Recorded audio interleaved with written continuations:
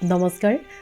আপোনালোকে সঘনে সুধি থকা এটা প্ৰশ্ন আৰু লগতে মোৰ মনৰ কিছুমান সৰু সৰু কথা সেইবিলাকক লৈয়ে আজিৰ এই ভিডিঅ'টো আপোনালোকৰ ওচৰলৈ লৈ আহিছোঁ। আশা কৰোঁ আপোনালোকে আদৰি ল'ব আৰু আপোনালোকে ঠাইখিনি একেবাৰে নতুন দেখিছে নহয়নে বাৰু? হয়, মই মোৰ মাৰ ঘৰত আছোঁহি এইকেইদিন আৰু প্ৰায়ে আপোনালোকে কমেণ্টত সোধে যে মোৰ ঘৰ ক'ত।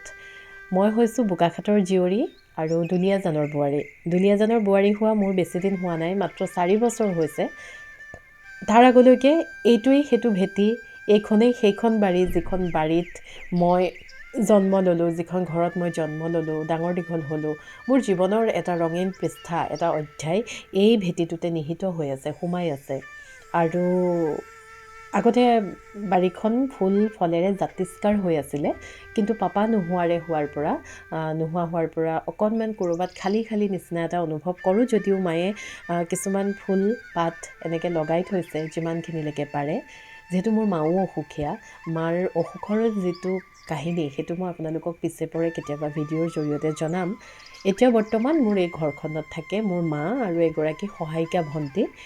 যিহেতু মোৰ নিজৰ ভণ্টি ডিব্ৰুগড় বিশ্ববিদ্যালয়ৰ PhDৰ এগৰাকী গৱেষক ছাত্ৰী হিচাপে অধ্যয়ন কৰি আছে, গতিকে তাই মাজে সময়ে আহি থাকে মাৰ ওচৰলৈ, বা ময়ো এনেকৈ ঘনে ঘনে আহি থাকিব লগা হয় যিহেতু মা অসুখীয়া। আৰু খুব কম বয়সৰ পৰাই আমি দুয়োজনীয়ে কিছুমান সংঘাত পালোঁ আৰু সেই সংঘাতখিনিয়ে আমাক দিলে বহুত ধৈৰ্য। এটা সৰু পৰিয়ালৰ পৰাই আমি ডাঙৰ হৈছোঁ। এজোপা মাৰ ৱাণ্ডাৰিং জিউৰ টাবটোত খুব ধুনীয়াকৈ কি ওলাইছে নাজানো, কিন্তু দেখিবলৈ বিৰাট ধুনীয়া লাগিছে। আৰু এয়া হৈছে মোৰ পাপা, খুব ৰঙীন মনৰ ৰঙীয়াল এজন মানুহ। যদিও তেওঁ আঁতৰি গ'ল, তথাপি তেওঁৰ স্মৃতি, তেওঁৰ সেই ভাল লগাখিনি আমাৰ লগত সদায়েই আছে। পাপা এগৰাকী অসম বিদ্যুৎ বিভাগৰ কৰ্মচাৰী হিচাপে অৱসৰ লৈছিলে। লগতে পাপা এজন সাংস্কৃতিক মনৰ মানুহ। তেখেতে খুব ধুনীয়া অভিনয় কৰিছিলে আগতে, নাটক লিখিছিলে পাপাই, কবিতাও লিখিছিলে। গতিকে পাপা সদায়েই আমাৰ হৃদয়ত, আমাৰ মনত, মোৰ জীৱনৰ প্ৰথম পুৰুষ তেৱেই, যাক মই ভাল পাওঁ। আৰু পাপাৰ চশমাখন আমি তেনেকৈ থৈ দিছোঁ। পাপাৰ জোতাযোৰো আছে। কাপোৰ কানিখিনি ৰাস্তাত থকা যিসকল লোক থাকে তেখেতসকলক দিলোঁ আমি, অনাথ আশ্ৰমতো অলপমান দিলোঁ। গতিকে তেনেকৈয়ে আমি আমাৰ পাপাক আমাৰ মাজত সদায় জীয়াই ৰাখিছোঁ। পাপা যিহেতু সাংস্কৃতিক মনৰ এজন লোক আছিলে, গতিকে তেওঁৰ নোহোৱা হোৱা সময়খিনিতে সাৰথী নাট্যগোষ্ঠী বোকাখাটৰ ফালৰ পৰা এটি শোক প্ৰস্তাৱ এনেধৰণেৰে পাপালৈ আগবঢ়াইছিলে। আৰু হয়তো পাপাৰেই প্ৰভাৱ পাপাৰ তেজত আছে কাৰণেই আমিও হয়তো সৰুৰে পৰা ভণ্টি মই দুয়োজনীয়েই বিশেষভাৱে বিহু নাচ, কবিতা আবৃত্তি আৰু নাটকৰ লগত জড়িত। এইখিনি হৈছে আমি দুয়োজনীয়ে লাভ কৰা জীৱনৰ একোটা অমূল্য সম্পদ, যিখিনি সম্পদ আমাৰ ঘৰত এতিয়াও খুব ধুনীয়াকৈ সজাই থোৱা আছে। সাধাৰণ এটি মধ্যবিত্ত পৰিয়ালৰ ছোৱালী আমি দুয়োজনী, কিন্তু কোনোদিনে কোনো একো বস্তুৰে অভাৱ অনুভৱ কৰা নাছিলোঁ কেতিয়াও আজিলৈকে। সদায়ে সকলোখিনি পাইছিলোঁ আৰু সেইখিনিক লৈয়ে আমি সুখী হৈছিলোঁ। মোৰ যেতিয়া 2014 বৰ্ষত স্নাতকোত্তৰ ডিগ্ৰী মই শেষ কৰিলোঁ, তেতিয়াৰে পৰা মই নাটকৰ নামতেই নিজক অৰ্পণ কৰিলোঁ। আৰু সেই নাটকেই দিয়া কিছুমান সন্মান, এনেকুৱা চাৰ্টিফিকেট মোৰ বহুত আছে। আৰু এইখন হৈছে সদৌ অসম ভিত্তিত একাংক নাট প্ৰতিযোগিতাৰ শ্ৰেষ্ঠ অভিনেত্ৰী আছিলোঁ মই, জিলমিল জোনাক লিখা আছে তাত। গতিকে এনেধৰণৰ যিসমূহ চাৰ্টিফিকেট মোৰ আছে, সেই চাৰ্টিফিকেটখিনিক লৈ মই এবাৰ কিবা এটা কৰিম বুলি ভাবি থৈছোঁ। এইখনো হাঁহিচম্পা ৰীমা বৰুৱা সোঁৱৰণী শ্ৰেষ্ঠ অভিনেত্ৰী বঁটা 2018 বৰ্ষত। 2018 বৰ্ষলৈকে মই সম্পূৰ্ণৰূপে নাটকৰ লগতে জড়িত হৈ আছিলোঁ। তাৰ পাছতে মই বিয়া হ'লোঁ আৰু বিয়া হোৱাৰ 2 বছৰলৈকে মই নাটক কৰিলোঁ। কিন্তু তাৰ পাছৰে পৰা কিছুমান দায়িত্ব, কিছুমান কৰ্তব্যৰ কাৰণে নিজৰ ভাল লগা ভালপোৱাখিনিক অকণমান একাষৰীয়া কৰি থৈছোঁ সাংস্কৃতিক ক্ষেত্ৰখনত। আকৌ ঘূৰি যাম সেই ক্ষেত্ৰলৈ, নিশ্চয় সেইদিন মোৰ জীৱনতো আহিব। মোৰ শ্বাস প্ৰশ্বাস অভিনয়, গতিকে সেই অভিনয়ক এৰি মই কেতিয়াও থাকিব নোৱাৰোঁ। আগতে যেতিয়া মই মানসিকভাৱে অকণমান ভাগি পৰোঁ, তেতিয়া এখন নাটক যেতিয়া কৰি দিওঁ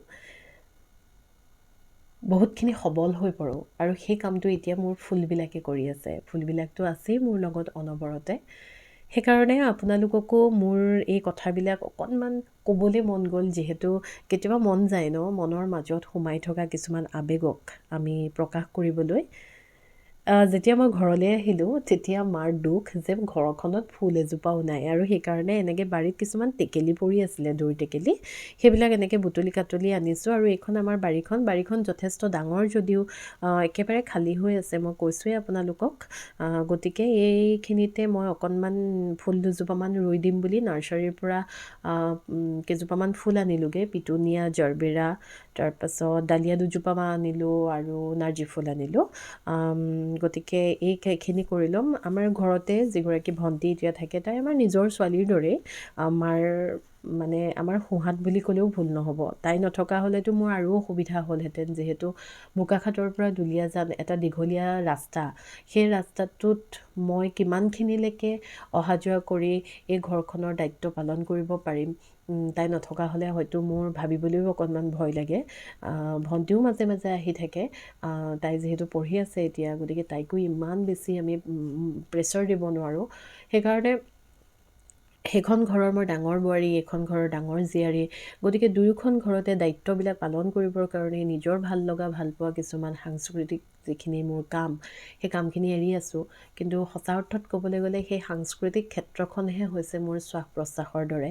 মোৰ লগৰ বহুতখিনি এতিয়া বহুত আগবাঢ়ি গ'ল। আপোনালোকে চিনি পোৱা বহুতো নামী দামী বৰ্তমানৰ অভিনেতা অভিনেত্ৰী মোৰ বন্ধু আছে, বান্ধৱী আছে। গতিকে মই ক'ৰবাত ৰৈ গ'লোঁ, কিন্তু তাৰ বাবে মোৰ অকণো আক্ষেপ নাই, যিহেতু জীৱনে মোক এনেকৈয়ে আগবাঢ়ি যাবলৈ হয়তো শিকাইছে। সেইকাৰণে মই তেনেকৈয়ে গ্ৰহণ কৰিছোঁ। আৰু আহিব, আকৌ ভাল দিন আহিব। যদি মোৰ ভাগ্যত আছে, তেতিয়াহ'লে সেই ভাল দিন আকৌ আহিব। ফুলবোৰতো আছেই মোৰ লগত এতিয়া। গতিকে এনেকৈয়ে আমাৰ জীৱনবোৰ আমি উদযাপন কৰোঁ। মাৰ কাৰণে সৰু ফুলনিখন পাতিবলৈ এতিয়া এনেকৈ কামবোৰ কৰি আছোঁ। টেকেলিবিলাককে ৰং কৰি দুই এটা পুলি মই টেকেলিত ৰুই দিছোঁ, আৰু বাকীখিনি মই মাটিত ৰুই দিম বুলি ভাবিছোঁ। আৰু মোৰ মাৰ এটা অসুখ আছে, যিটো অসুখ হোৱা আজি কিমান 16-17 বছৰমানেই হ'ল। মাৰ সেই অসুখটো হোৱা, তাৰমানে মই যেতিয়া স্কুলত আছিলোঁ তেতিয়াৰে পৰা আছে মাৰ সেই অসুখটো। আৰু সেই অসুখটোৰ কোনো চিকিৎসা আজিলৈকে নোলাল। অসুখটো কি অসুখ সেইটোও আমি ভালকৈ আজিলৈকে গম নাপালোঁ। কিন্তু মায়ে দৰৱ খাই থাকে তেতিয়াৰে পৰা, আৰু অসুখটো দমাই ৰাখে। মানে মাৰ এখন ভৰি বহুত বেছি শকত, আৰু সেই সময়খিনি যিখিনি সময়ত মাৰ সেই অসুখটো আৰম্ভ হৈছিলে, সেই সময়খিনিতো আমাৰ কাৰণে এটা যন্ত্ৰণাৰ সময় আছিলে। তাৰ পাছতেই 2017 বৰ্ষটো আছিলে আমাৰ কাৰণে এটা ভয়ানক বৰ্ষ। সেই বৰ্ষটোত যিহেতু মাৰ প্ৰেছাৰ ষ্ট্ৰ'ক হৈছিলে, আৰু মাৰ প্ৰেছাৰ ষ্ট্ৰ'ক হোৱাৰ কাৰণেই এটা সময় পাৰ হৈ গ'ল মাৰ লগত মই পাৰ কৰা, যিটো সময়ত ভণ্টি আছিলে স্নাতকোত্তৰ ডিগ্ৰীৰ কাৰণে ইউনিভাৰ্চিটিত, পাপাও অলপ অসুখীয়া হৈ আছিলে তেতিয়া। গতিকে সেই সময়খিনিতে মই অকলে যুঁজিলোঁ। আৰু তেতিয়া মই বিয়া হোৱা নাছিলোঁ, কিন্তু এতিয়া মোৰ যিজন মানুহ, তেওঁ সেই মানুহজনে মোক তেতিয়া মানসিকভাৱে বহুতখিনি লগ দিছিলে। গতিকে এনেকুৱা বহুত কিবাকিবি কথা আছে, যিখিনি কথাই নেকি কাৰোবাক হয়তো অকণমান হ'লেও উৎসাহ দিব নিজৰ জীৱনটোক উদযাপন কৰিবলৈ। সেইকাৰণে আপোনালোকক পৰৱৰ্তী সময়ত মই সেই কথাবিলাক ক'ম। আজিৰ ভিডিঅ'টোত ইমানখিনিয়ে আপোনালোকক মই ক'বলৈ চেষ্টা কৰিলোঁ। কোনো বিষয়বস্তু নাই, গভীৰ এটা বিষয়বস্তুৰে মই ভিডিঅ'টো আজি বনোৱা নাই। মনৰ মাজত থকা কথাখিনিকে আপোনালোকৰ লগত পাতিবলৈকে এতিয়া আজিৰ এই ভিডিঅ'টো মই বনালোঁ। আশা কৰোঁ আপোনালোকে ভাল পালে। আৰু মাৰ অকণমানি ফুলনিখন এনেকৈ পাতি দিলোঁ। মাৰ প্ৰেছাৰ ষ্ট্ৰ'ক যেতিয়াৰ পৰা হ'ল, তেতিয়াৰে পৰা মাৰ মাতটো নোহোৱা হৈ গৈছিলে। এতিয়াও মাৰ মাতটো সম্পূৰ্ণৰূপে নুফুটে, স্পষ্ট নহয়। গতিকে মায়ে খুব ভাল পাব যেতিয়া ফুলবোৰ ফুলিব। এনেকৈয়ে আমি আমাৰ সৰু সৰু সুখবিলাকৰ সৈতে ব্যস্ত থাকোঁ, জীৱনটোক উদযাপন কৰোঁ। গতিকে আশা কৰোঁ আপোনালোকেও আজিৰ এই ভিডিঅ'টো চাই ভাল পালে। যিসকলে সম্পূৰ্ণকৈ ভিডিঅ'টো চালে, আপোনালোক সকলোকে জনাইছোঁ অশেষ ধন্যবাদ। জীৱনটোক সকলোৱে উদযাপন কৰক, সেউজীয়াৰে এমুঠি হাঁহিৰে জীৱনটোক সজাল কৰি ৰাখক। ধন্যবাদ।